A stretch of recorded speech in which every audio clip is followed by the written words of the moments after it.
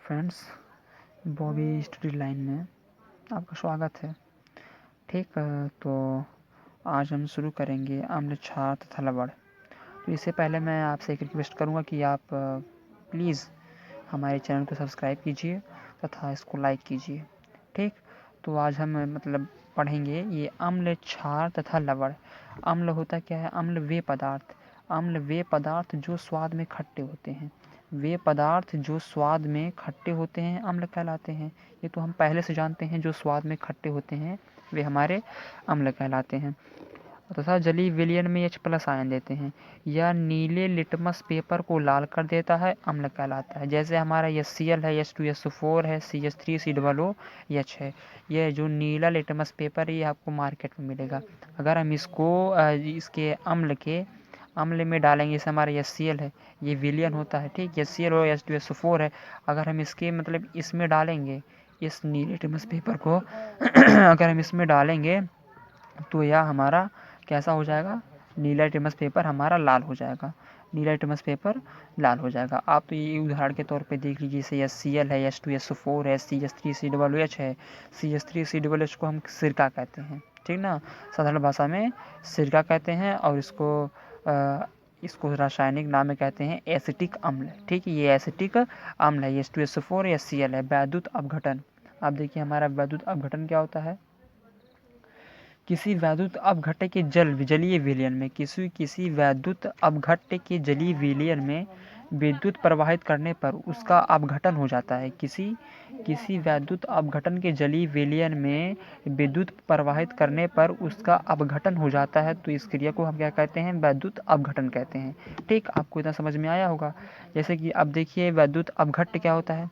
ठीक, अब मैं इसको लिख दे रहा हूँ, आप इसको पढ़ लीजिएगा। उसके बाद फिर हम आगे लिखा देंगे वैद्युत अपघट्य क्या है, क्योंकि इसके परिभाषा में वैद्युत अपघट्य की चर्चा हुई है।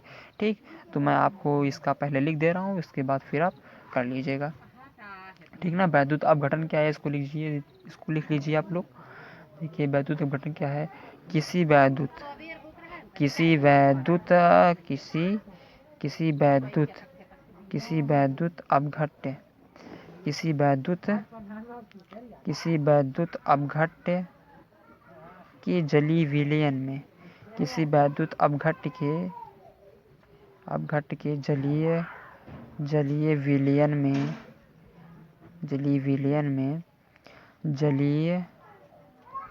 में विद्युत प्रवाहित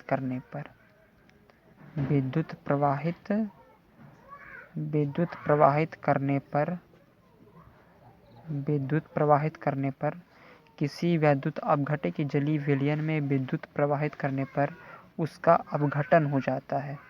उसका अपघटन हो जाता है। उसका क्या हो जाता है? अपघटन हो जाता है। तो वह क्या कहलाता है? हमारा वैद्युत इस क्रिया को। ठीक ना, तो लिख लीजिएगा इसके बीच में, इस क्रिया को वैद्युत अपघटन कहते हैं। ठीक, ये हो गया। अब आप एक परिभाषा और लीजिए, किसमें हुआ है? वैद्युत अपघट्य की चर्चा हुई है, तो इसको पहले लिख लीजिए हमारा वैद्युत अपघट्य क्या होता है। तो वैद्युत अपघट्य को आप लिख लीजिए, वैद्युत अपघट्य। ठीक ना, वैद्युत अपघट्य आप लिख लीजिए। ठीक, वैद्युत अपघट्य लीजिए, क्या होता है? वे पदार्थ जिनके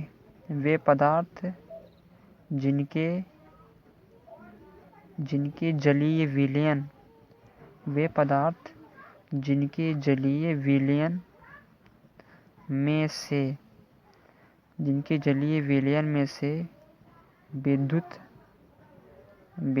प्रवाहित की जा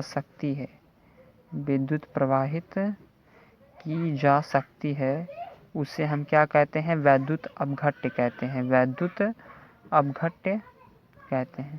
ठीक, आपने इतना कर लिया, इसे वैद्युत अपघट्य कहते हैं। ठीक, इतना तो हमारा हो गया। अब उसके बाद देखिए लीजिए,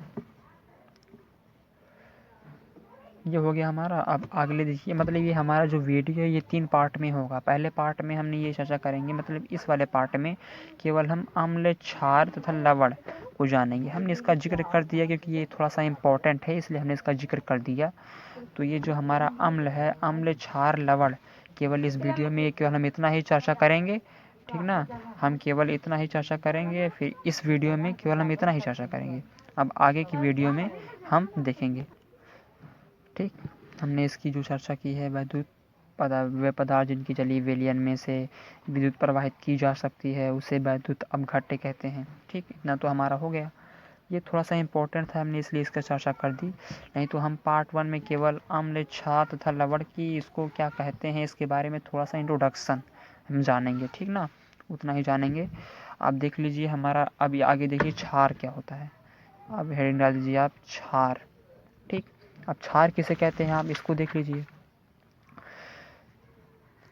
पहला लिखिए वे पदार्थ, मैं भी लिख दे रहा हूँ साथ में आप लिख लीजिएगा। वे पदार्थ, वे पदार्थ जो, वे पदार्थ जो स्वाद में, वे पदार्थ जो स्वाद में कड़वा, वे पदार्थ जो स्वाद में कैसा होता है, कड़वा होता है। वे पदार्थ जो स्वाद में कड़वा होता है क्षार कहलाता है, क्षार कहलाता है, ठीक। तथा, तथा जो जलीय विलयन में, तथा जो जलीय विलयन में OH माइनस आयन देता है, OH माइनस आयन देता है, और लाल लिटमस को, और लाल लिटमस पेपर को नीला कर देता है, लाल लिटमस पेपर को नीला कर देता है। जो लाल लिटमस पेपर को नीला कर देता है क्षार कहलाता है, क्षार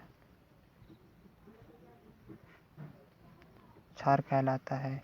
जैसे देखिए ये जो हमारा है NaOH, सोडियम हाइड्रोक्साइड, ठीक। अगर आप ये एक बात हमेशा याद रखना, चाहे अम्ल हो चाहे क्षार हो, उसमें हमारा हाइड्रोजन जरूर रहेगा, ठीक, हाइड्रोजन जरूर रहेगा। ये तो हमारा हो गया। अब देखिए इसको देख लीजिए, एक बार हम इसको फिर से रिपीट कर रहे हैं। वे पदार्थ जो स्वाद में कड़वा होता है, वे पदार्थ जो स्वाद में कड़वा होता है क्षार कहलाता है। तथा जो जलीय विलयन में OH माइनस, अब तक हम देखते थे कि जो ये वे पदार्थ जो स्वाद में खट्टे होते हैं तथा अम्ल कहलाते हैं, तथा जलीय विलयन में H प्लस, ये जो हमारा अम्ल है वो H प्लस आयन देता था, और जो हमारा क्षार है वो OH माइनस आयन देगा, और लाल लिटमस पेपर को नीला कर देता है। ये हमारा नीले लिटमस पेपर को लाल कर दे रहा था, ठीक अपोजिट है इसका, ठीक ना। ये हमारा जो लाल लिटमस पेपर को नीला कर देता है क्षार कहलाता है। और जो हमारे जैसे उदाहरण में देख लीजिए NaOH हमारा प्रबल क्षार होता है, ठीक, ये हमारा होता है प्रबल क्षार, ठीक। ये होता है, इसको हम बोलते हैं, हमारा रासायनिक नाम है सोडियम हाइड्रोक्साइड, सोडियम हाइड्रोक्साइड इसको बोला जाता है, ठीक, NaOH को। फिर आप तो क्षार तो जानेंगे होंगे क्षार क्या होता है। और हमने बोला है कि इस वीडियो में, ये पार्ट 1 वीडियो है, इसमें केवल हम परिचित होंगे, बस अम्ल, क्षार, लवण से केवल परिचित होंगे। अब देख लीजिए लवण, ठीक। पार्ट 2 में हम आपको अच्छे से पढ़ाएंगे, ये हमारा पार्ट 1 वीडियो है। पार्ट 1 में अच्छे से जानेंगे इसके बारे में। देख लीजिए अब लवण किसे कहते हैं। किसी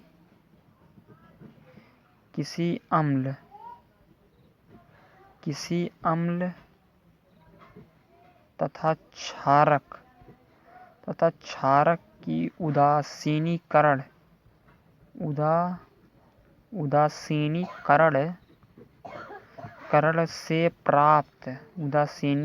से प्राप्त आयनिक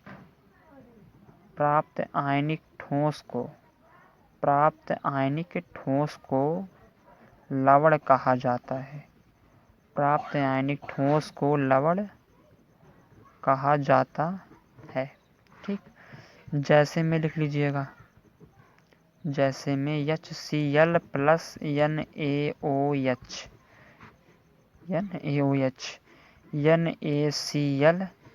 NaCl हमारा साधारण नमक है, सोडियम क्लोराइड है, प्लस का H2O,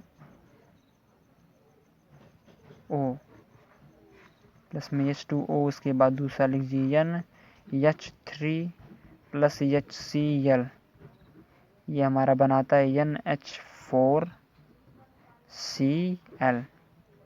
ठीक, अब हमने देखिए इसका क्या बोले हैं, किसी अम्ल तथा क्षार की उदासीनीकरण मतलब ये दोनों मिलके, ठीक, कुछ इनका भाग मिलेगा तो कुछ इनका भाग मिलेगा।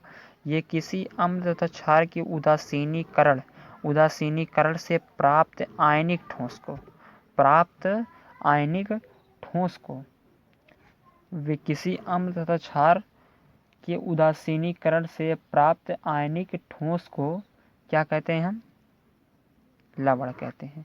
ठीक, मतलब इनके कुछ संयोग से और इनके मतलब इन दोनों अम्ल तथा क्षार के दोनों संयोग से जो हमारा बनता है वो क्या क्या है, उसको हम क्या कहते हैं, आयनिक ठोस कहते हैं, आयनिक ठोस कहते हैं। और यहाँ पे देखिए, यहाँ पे भी आयन की चर्चा हुई है। ठीक, इसमें भी आयन की चर्चा हुई है, और जो हमारा इसमें भी देखिए आयन की चर्चा हुई है, OH माइनस आयन देता है। अब आप जान लीजिए कि आयन होता क्या है। ठीक, अब आप आयन ही डाल लीजिएगा, थोड़ा सा इम्पोर्टेंट है इसलिए हम इसको लिखा दे रहे हैं, आयन। अब देखिए आयन क्या होता है, विद्युतीय आवेश युक्त, विद्युतीय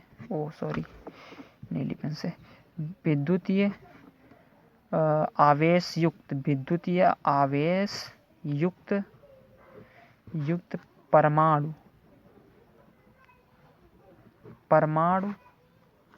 या